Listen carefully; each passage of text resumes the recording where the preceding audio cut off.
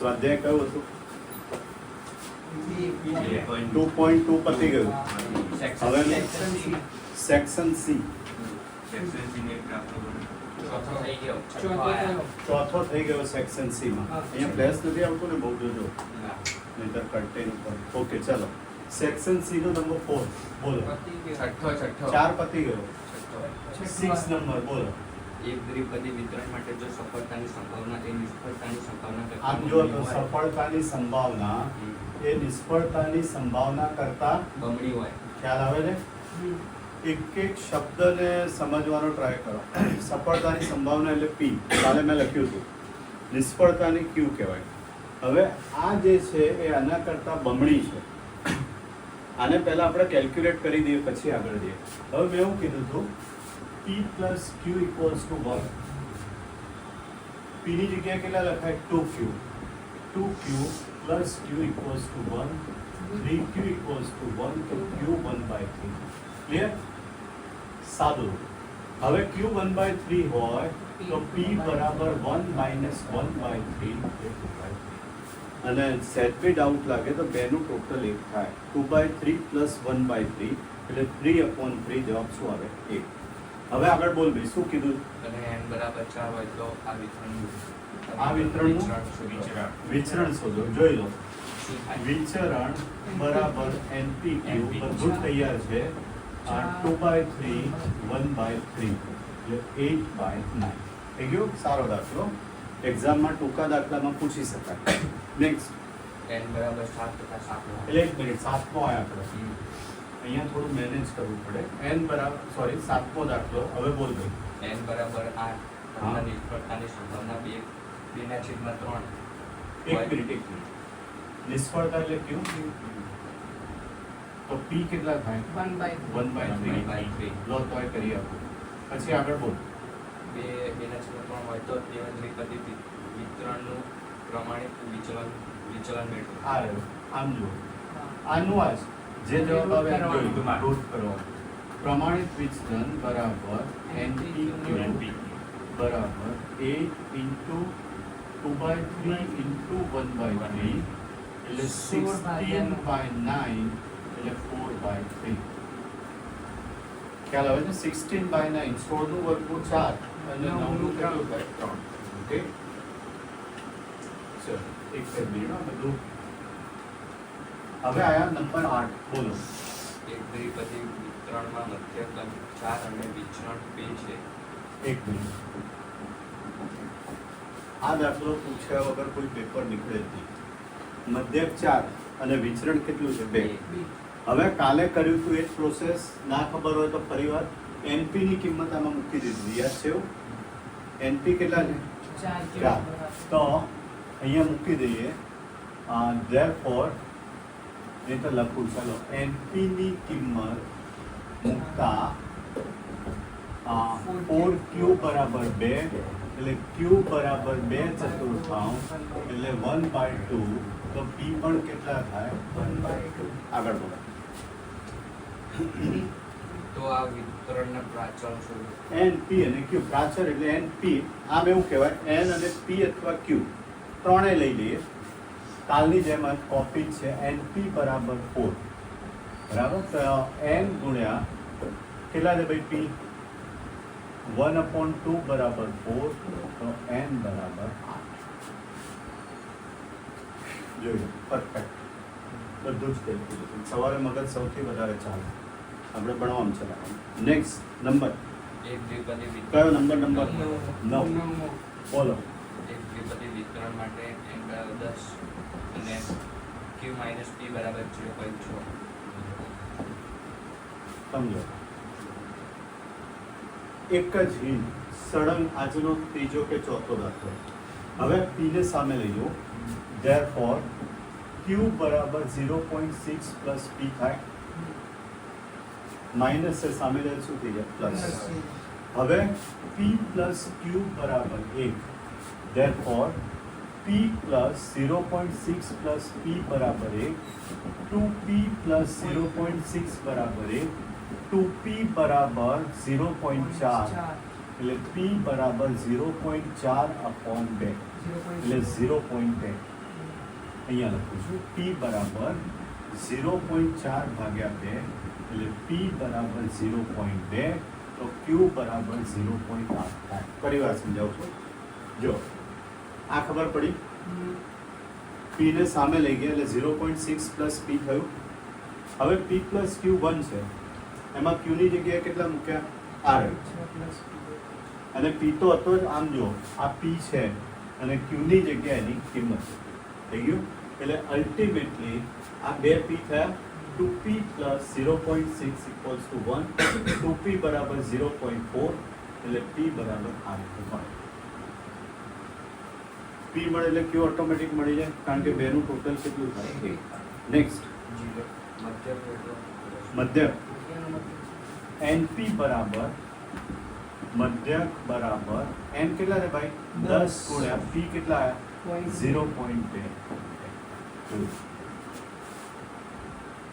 ચલો ભાઈ નેક્સ્ટ 10મો દાખલો.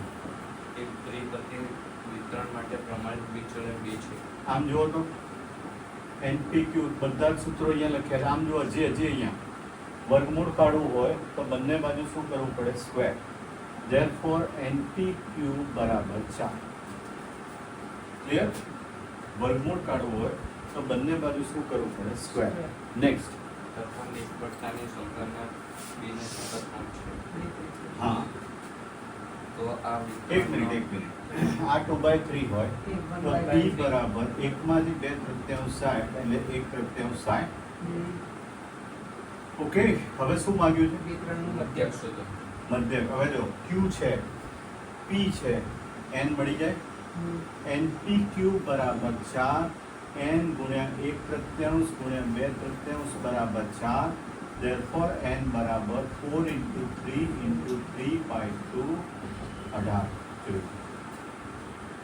ભાગાકારમાં છે, બંને ગુણાકારમાં ગયા અને બે ગુણાકારમાં હતા, ભાગાકાર થઈ ગયું.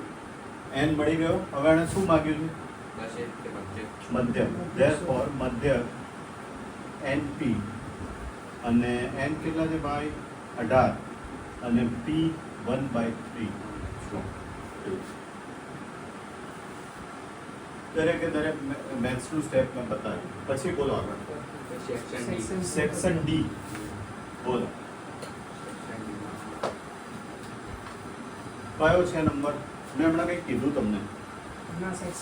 ના, ડી માં હું બોલ્યો, મેં જોયો એકવાર. એક મિનિટ, મને લાગે છે 6 થી સ્ટાર્ટ કરો. ચલો, સેક્શન ડી દાખલા નંબર 6 બોલો. નિશાન તાકવાની એક રમતમાં રમેશ નિશાન તાકવામાં નિષ્ફળ જાય તેની ધ્યાન રાખજો, નિષ્ફળ જાય, ઊંધું ના હોય એમાં. નિષ્ફળ જાય એની સંભાવના કેટલી? 2/5. જો લખું છું, નિષ્ફળ બરાબર 2/5. તો સફળ કેવું હોય તો 3/5 થાય. કેમ? ટોટલ કેટલું થાય? 1. મોઢે ખબર પડવી જોઈએ કે દર વખતે પેલું નહીં કરવાનું. 1 વાળા. આગળ બોલો. જો તેને નિશાન તાકવા માટે 3 પ્રયત્નો આપવામાં n બરાબર 3 આપવામાં આવે તો તેમાંથી 2 પ્રયત્નોમાં તે નિશાન તાકવામાં સફળ થાય. સફળ થાય એટલે આ શું કહેવાય? p. અને નિષ્ફળ થાય એટલે શું કહેવાય? છઠ્ઠો છે ને? Is it clear? મેં ક્યુ ને ક્યુ પહેલા ના લખ્યા. નિષ્ફળતાની આપી હતી, સફળતાની શોધી, અને દાખલો શેના માટે ગણવાનો છે? સફળતા માટે. તો p 3/5 એટલે 2 પ્રયત્નો લખ્યું છે ને. હવે સૂત્ર જો હું લખતો નથી, ત્યાં જુઓ. હવે ત્યાં 3 પ્રયત્નો, 2 નહીં. 3 માંથી 2 માં બોલ્યો ને તું? ફરી અહીંયા 3 પ્રયત્નોમાંથી 2 પ્રયત્નો તે નિશાન તાકવામાં સફળ એટલે થાય. કુલ 3. n બરાબર 3 અને સફળ કેટલા પ્રયત્નોમાં થાય? 2. એટલે x બરાબર કેટલા કહેવાય? 2. તો ત્યાં જુઓ. હવે p2 nc2 p કેટલા છે ભાઈ? 3/5 ની 2 અને 2/5 ની 3 - 2 એટલે 3 C2 નું 3 રહે. ધ્યાન રાખજો, મેં કાલે કરાવ્યું તો યાદ હોવું જોઈએ. 3 × 9 = 25 અને અહીંયા 2/5 એક જ ઘાત છે ને, એટલે આમ ઉપર ગુણી નાખીએ. 9 × 18 = 54 ભાગ્યા 125. આટલું જ કીધું છે ખાલી. નેક્સ્ટ મધ્યક. n કેટલા છે? n 3 અને p 3/5 3/5. એટલે 9 પંચમાંશ અથવા 1.8 ગમે તે રાખો 9 કેટલા બધા સમ સાથે કવર કર્યા જોયું નેક્સ્ટ હજી તો કન્ટિન્યુ 7મો દાખલો બોલો એક વ્યક્તિને ધન પૂર્ણાંક 1 થી 7 માંથી કોઈ પણ એક સંખ્યા પસંદ કરવાનું કહેવામાં આવે છે. ઓકે 1 થી 7 1 2 3 4 આખું લખું છો એક સંખ્યા લેવાની છે બોલો જો તેણે પસંદ કરેલ સંખ્યા એકી સંખ્યા હોય તો તે ઇનામ મેળવવાનો પાત્ર બને છે. એકી સંખ્યા હોય હવે જોજો થોડું નવું છે આ એકી સંખ્યા કેટલી છે આમાં એક, 1 3 5 અને 7 ચાર છે ને હા, અને કુલ 7 આને p કહેવાય તો q એકમાંથી 4 સપ્તમાંશ જાય એટલે 3 સપ્તમાંશ ક્લિયર હા. કુલ 4 અને ટોટલ કેટલી છે 7 એક વસ્તુ યાદ રાખવી કે p અથવા q ની કિંમત ક્યારે 1 થી વધે નહીં મેં લખ્યું છે =1 ક્યારે 1 થી વધે નહીં આગળ બોલો જો આ વ્યક્તિને 5 પ્રયત્નો કરવાનું 5 પ્રયત્નો એટલે n બરાબર કેટલા 5 તો તે ફક્ત એક પ્રયત્નમાં ઇનામ મેળવવાનું પાત્ર બને તે ઘટનાને સ્વીકારવું જોઈએ. એકમાં જ આવશે એકમાં. આનો આજ ફરીવાર આવ્યો ખાલી p ને q બદલાયા p1 અહીંયા જો મેઇન સૂત્ર 5c1 p ક્યાં ગયો 4/7 ની 1 3/7 ની 5 -1 એટલે c1 નું એનું એક થાય 4/7 અને 3/7 ની 4 થાય ને 81 7 49 ગુણ્યા 49 કરો તો 49 × 49 7 ની 4 2401 5 ચોક 20 162 અને 7 168 એકવાર ચેક કરી લો કેલ્સી પર 81 છે ને અહીંયા જોઈ લો હા. 16.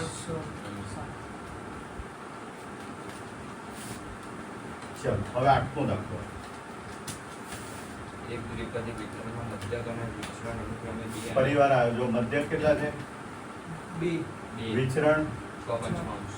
અટકી જાઓ આ રહ્યો આનો આજ ફરી રિપીટ કરો એટલે એનપી ની કિંમત અહીંયા મૂકી દો આગળ વાંચવાનું જ નહીં પહેલા જે આપ્યું છે એને વર્કઆઉટ કરી દો તો એનપી ની જગ્યાએ કેટલા છે 2 2q6/5 બરાબર લખ્યું મેં q બરાબર 6/5 × 2 બરાબર એટલે 2 તરી 6 3 પંચમાંશ તમે પોઈન્ટમાં લખો તો 0.6 આવે હવે q આટલા આવે તો p બરાબર 1 માંથી 3 પંચમાંશ થાય એટલે 2 પંચમાંશ સામે છેદ ઉડાડ્યા છે જોજો બરાબર pq મળી ગયો હવે n શોધી જ નાખીએ ને પછી આગળ વાત કરીએ np બરાબર 2 therefore n ગુણ્યા 2 પંચમાંશ બરાબર 2 અને n બરાબર 2 ગુણ્યા 5 ભાગ્યા 2 એટલે 5 શું માંગ્યું છે બોલ p1 અને p2 અલગ અલગ છે p1 5c1 p કેટલા છે ભાઈ 2/5 2/5. એની 1 અને 3/5 ની 4 આ તો જાતે કરી શકશો તમે પછી p2 5c2 5C. 2/5 નો સ્ક્વેર અને 3/5 ની 3 બરાબર આ બંનેનો જવાબ તમે કેલ્સી ઉપર લઈ શકો 1 2 4 5 6 7 8 દાખલા આપણે કન્ટિન્યુઅસ કર્યા હવે પોઝ કરી દો